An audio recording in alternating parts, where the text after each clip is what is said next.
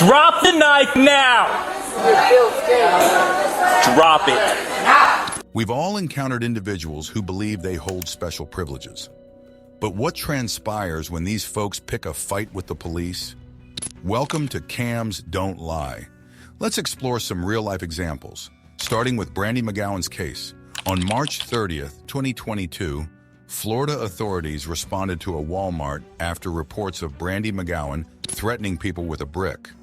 Apparently, the brick wasn't intimidating enough, because she then allegedly escalated the situation by stealing a pocket knife. When an officer arrived, he encountered Brandy brandishing the knife. Drop the knife now! Drop it. Drop the knife. Drop the knife. Drop it now. Despite clear commands to drop the weapon, Brandy remained defiant. The officer, armed with his service weapon and a visible taser, was legally justified in using these tools to subdue and disarm her if he perceived her as a threat to himself or others. However, Brandy seemed oblivious to the seriousness of the situation. Unfazed by the drawn gun and readily available taser, she continued to pose a danger. With the arrival of additional officers, the first officer had an opportunity to de-escalate the situation. He wisely holstered his firearm and switched to his taser, a less lethal option. Put the knife down! Maybe I could be a killer when I'm not. Drop the knife. Drop the knife now! Lowering his weapon while still facing a potentially dangerous suspect would have been risky, but the backup provided a critical window for this maneuver. With a final, firm command to drop the knife, the officer deployed the taser. It effectively subdued Brandy, allowing officers to safely apprehend her.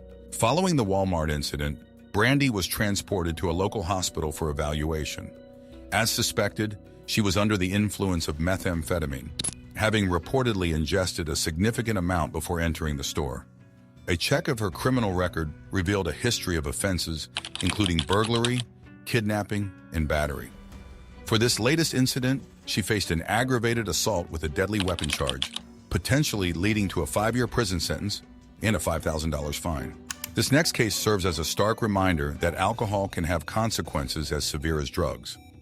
On the night of August 11th, officers were called to a bar due to a highly intoxicated woman causing a major disturbance. The woman was quickly identified as Christina Cabot, the wife of the town's former mayor. By all accounts, her welcome at the bar had worn thin long before police arrived. I don't know what happened. Where have you been? Like just now or Did like you my just whole get life? here? No, I was talking to other people. No, you just got into lacrosse this year? No, we had dinner together over at Turbo like 6 years ago. And you're going to pretend like you don't know what happened to me? I know who you You're are. going to shut Tim and I down everywhere we go because of what happened to me. Witness after witness came forward to detail Christina's disruptive behavior. It was clear she hadn't exactly endeared herself to the other patrons. Shockingly, this was the second time that day law enforcement had been called to remove her from an establishment serving alcohol.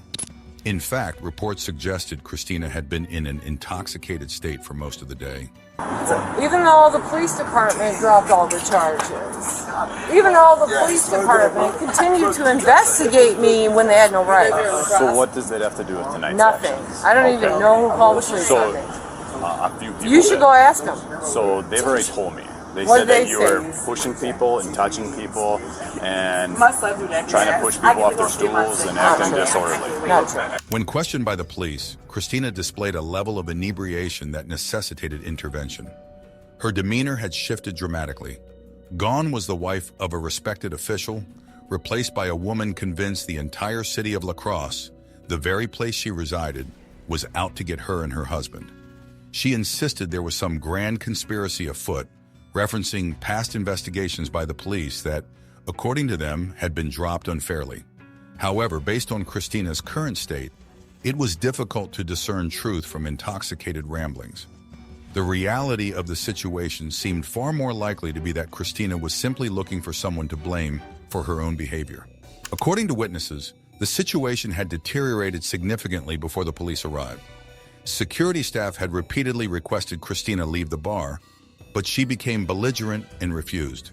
Her behavior escalated to verbal and physical aggression, including initiating fights with other patrons.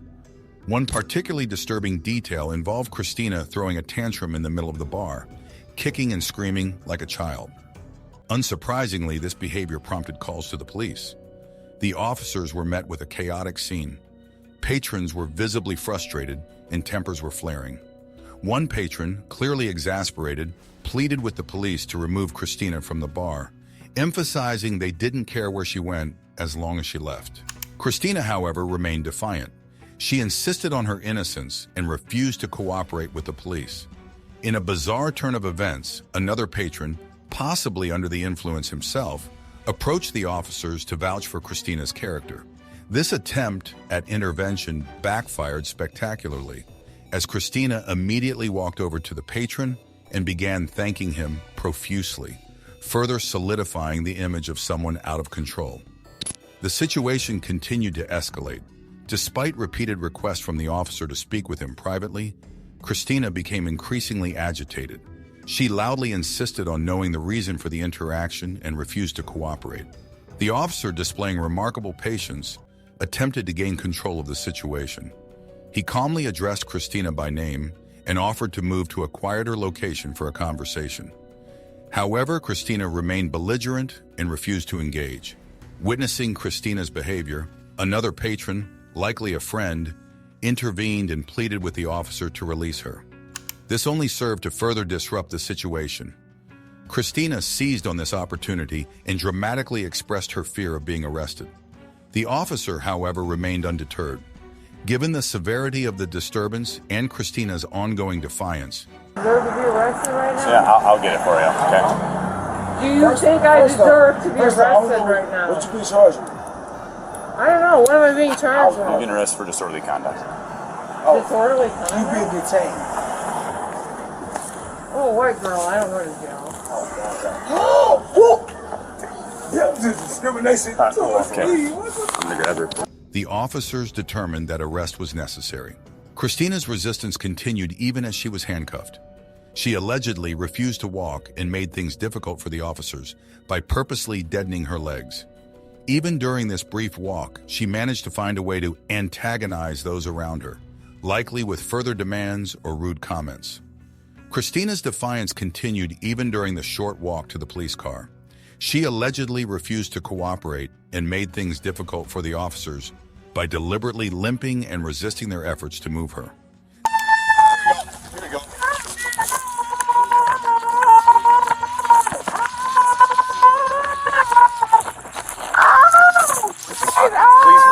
This manipulative tactic only served to prolong the situation. As if determined to be as aggravating as possible, Christina then demanded the officers place her wallet in her purse, despite being under arrest and on the way to the station. The officers, likely prioritizing safety and efficiency, urged her to move along. Upon reaching the police car, Christina dug in her heels and refused to enter the vehicle. The officers, now faced with a physically resistant suspect, were forced to carefully guide her into the car. This process was undoubtedly frustrating for both parties, with Christina likely making further insulting or belligerent remarks.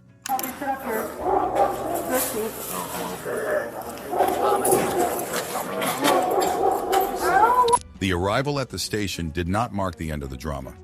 Christina continued to resist and made a scene, further solidifying the perception of someone intent on creating chaos, and focuses on Christina's actions and the challenges they posed for the officers. After a significant struggle, officers finally managed to maneuver Christina into a wheelchair and transport her to the station. Throughout the process, Christina continued to scream and flail around, displaying a complete lack of cooperation. Her behavior resulted in charges of disorderly conduct and resisting arrest. Needless to say, her actions alienated not only the police officers involved, but also likely every bystander who witnessed the spectacle. This incident serves as a stark contrast to the next case, where an officer demonstrates exemplary professionalism in dealing with a disruptive individual.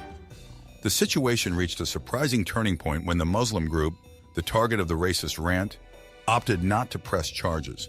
They expressed their choice to the officer, effectively choosing to forego any legal action. The officer acknowledged their decision and likely informed the woman of this development. This act of clemency did little to quell the woman's outburst. She continued to display a lack of remorse and even made disparaging remarks about the police officer. Her behavior further highlighted the contrast between her actions. I apologize. I'm not a racist. I have friends that are Muslim. And the kindness extended by the Muslim group. The officer, maintaining his composure, advised the woman to watch her language, particularly towards the group she had previously targeted. He then instructed her to gather her belongings and leave the premises. The woman continued to make nonsensical statements and appeared surprised by the situation, despite her own actions leading to her arrest. The officer's final words offered a clear cause and effect lesson. If she had refrained from her offensive behavior, the entire situation could have been avoided. Despite her claims of being wronged, the officer remained firm and instructed the woman to collect her belongings and leave the station. She continued to argue and make unsubstantiated accusations against the officer. The officer, focused on resolving the situation, did not engage in further debate and reiterated his instructions. The woman eventually complied, albeit reluctantly, and left the station. Several bystanders expressed their gratitude to the officer for his professionalism in handling the situation. The contrast between this incident and the next case highlights the importance of remaining calm and cooperative during police interaction. The following case involves Sean Malarkey, who was arrested for domestic violence after allegedly using her car to assault her ex-husband. Unlike the previous woman, Malarkey did not receive leniency from the police. Malarkey's demeanor upon police arrival was confrontational, and her speech was agitated. Despite having children present in the vehicle, she did not attempt to de-escalate the situation. I told you you're under arrest out of the car. Why? Because you have a warrant. The officers informed Malarkey of her arrest warrant and instructed her to exit the vehicle. She refused to comply and became increasingly belligerent. Malarkey questioned the officer's authority to be on the property, a tactic sometimes employed in such situations. However, the police likely possessed a valid warrant that granted them legal access to the property. With assistance from another officer, Malarkey was physically removed from the car. The situation continued to deteriorate as Malarkey displayed further resistance. She offered nonsensical responses to questions and made irrelevant statements about legal actions. You know what? You are the piece of dirt that I wouldn't on if you were on fire. The officers maintained their composure and focused on securing Malarkey while ensuring the safety of themselves and those present. Malarkey's defiance intensified as she disregarded the officer's instructions and attempted to exit the vehicle. She then verbally targeted the officer who initiated the arrest, using inflammatory language and insults. This tactic of focusing on one officer is sometimes employed by suspects, who may believe it weakens the case against them. However, such behavior rarely yields positive results. Malarkey continued to resist arrest and directed further insults towards the officers. Despite her attempts to intimidate the police, the officers remained focused on securing her and maintaining control of the situation. It also highlights the suspect's attempt to shift focus after making such threats. Malarkey's attempts to impede the arrest continued. She initially threatened violence against an officer, then abruptly shifted the conversation by making legal accusations. This tactic is sometimes employed by suspects to distract from their own actions. The officers, however, remained focused on the situation at hand. Malarkey feigned difficulty exiting the vehicle, despite her movements suggesting otherwise. She attempted to justify her prior threat by blaming the officers' restraints. The officers did not engage in unnecessary conversation and prioritized securing her safely. Malarkey's continued resistance resulted in her being charged with aggravated assault against an officer and driving under the influence, DUI, with a child in the vehicle. This marked her third DUI offense involving a child passenger. The incident also led to additional charges, including child endangerment, violating a bail bond, and resisting arrest. This case serves as a stark reminder of the consequences that can arise from resisting arrest and driving under the influence. If you enjoy true crime content, consider subscribing to the channel for more informative videos.